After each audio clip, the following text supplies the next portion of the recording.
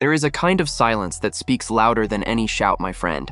And that was exactly the silence that took over the practice field in Foxborough, Massachusetts, when the final horn sounded on Thursday. Two entire rosters starting to scatter, players pulling off their helmets, coaches gathering up their call sheets, reporters scrambling to get into position. And then, right in the middle of all that movement, a man in a different uniform walked across the grass toward the Philadelphia Eagles quarterback. It was not a routine handshake. It was not a wave from a distance. It was an embrace. And there was a camera rolling, capturing every second of it. 24 hours earlier, that same man had told reporters, in plain words, that he had not exchanged a single word with that quarterback since the day of the trade. 24 hours earlier, both of them dodged absolutely every question about what blew up inside that locker room last season. The truth is that this story has layers almost nobody is telling you about, and what happened in those few seconds of that embrace is worth far more than every evasive answer they gave into a microphone. If you want to understand what is really behind that scene, hit that like button right now and subscribe to the channel, because this saga still has chapters coming that nobody in Philadelphia is expecting. Let us get to the context. For 4 seasons, he was the most dominant receiver in the franchise, 3 times a captain, a centerpiece of the team that lifted the Lombardi Trophy, the man who produced the 2 biggest single-season receiving yardage totals in the entire history of the Philadelphia Eagles. And then everything collapsed in the worst possible way. Public frustration, jabs at the media, a sideline argument with his own head coach, an entire month avoiding his media obligations, and a first-round playoff loss that became the final period at the end of that relationship. On the first day of June of 2026, the Eagles traded him to the New England Patriots for a first-round pick in 2028 and a 5th-round pick in 2027. His name, you already know, A.J. Brown. And the quarterback on the other side of that embrace is Jalen Hurts, the man who shared with him the absolute peak of the franchise and also the loudest collapse of recent years. Now pay attention to what happened across those 2 days, because the sequence matters. On Wednesday, in the first of the 2 joint practices, Brown was simply dominant. According to the reports from people who were on that field, he caught practically everything thrown in his direction in the 7-on-7 and 11-on-11 periods. He beat the Eagles' secondary on a crosser, beat them on a quick slant, beat them on a fade down the sideline, and then spun the ball into the turf after one of those plays, right in front of the Philadelphia sideline. That was not just another practice for him. That was a statement. And in the interview after that practice, when he was asked whether he had spoken to Hurts since the trade, the answer was blunt. No, they had not spoken. He was asked whether he would go find his old teammate at some point during the week, and he answered vaguely, something along the lines of if their paths happened to cross, they would cross. In other words, not even he was guaranteeing that the conversation would happen. On the other side, Hurts did what Hurts always does. He took 3 straight questions about Brown and sent every one of them back with that surgical diplomacy that has become his trademark. He said it was a good day of practice. He said he knows Brown is out there competing. And then he dropped the line that stuck. He has a lot of love for him, always has. Full stop. No bitterness, no shot across the bow, no open door for a reporter to pull on. Brown, on that same Wednesday, was even more direct about shutting the subject down. He said there is love, that he is not looking into the past, admitted that in that game against the San Francisco 49ers, he did not play his best, but warned that he is not going backward, and that this would be the last question he answered about the past. Translation: subject closed, on the record. Except Thursday told a different story. It was Brown who ran to Hurts. It was Brown who took the initiative, and the 2 of them embraced in front of everybody. Why does that matter so much? Because these 2 men are not just former teammates. Jalen Hurts is the godfather of A.J. Brown's firstborn child. That is not a footnote, my friend. That is the emotional core of this entire story. We spent months debating targets, schemes, yards, and draft picks. And underneath all of it, what was cracked was a real friendship, with a family bond in the middle of it. Have you ever seen a friendship like that break because of work?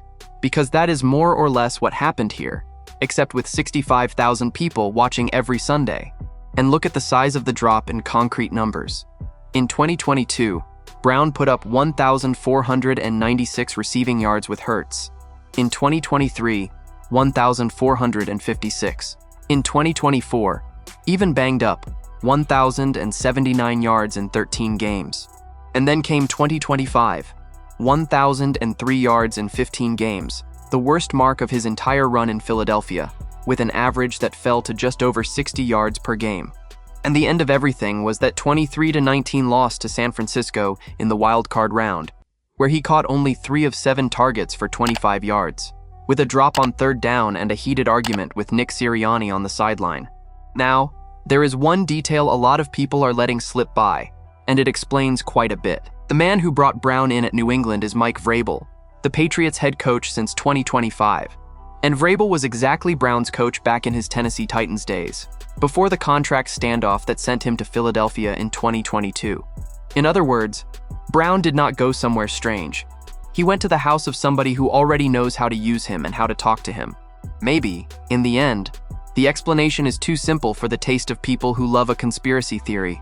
An unhappy player found his way back into an environment where he is happy. And on the Eagles' side, Hurts also looks like a different man this summer. Lighter, looser, more at ease in his words and in his actions. Without the daily saga, without the mandatory question about targets at every press conference, he is heading into the season with a completely rebuilt offense under Sean Mannion, with Devonta Smith fully taking over as the #1 receiver. But here is where the biggest question of the entire preseason in Philadelphia lies, and it has nothing to do with feelings. The Eagles' passing game has not been convincing yet. People who were in Foxborough on Wednesday described an inconsistent day through the air, with Mannion's offense still searching for rhythm and consistency in getting receivers open. Meanwhile, on the other side of that field, the guy they shipped out was catching everything. It is an uncomfortable image, and it is going to follow this offense until the first convincing win. Was the divorce, in practice, the best deal for both sides? Now let us be fair and transparent, because this is the part almost no channel does. First, to this day, absolutely nothing concrete has come out publicly about what actually happened between Brown and Hurts, not even whether there was anything truly serious. Brown's documented frustration was with the offense and with his role inside of it, not necessarily with the quarterback as a person. Treating this as a proven personal feud would be dishonest. Second, an embrace in front of cameras on the second day of a joint practice, with dozens of reporters standing around, is the most controlled setting possible.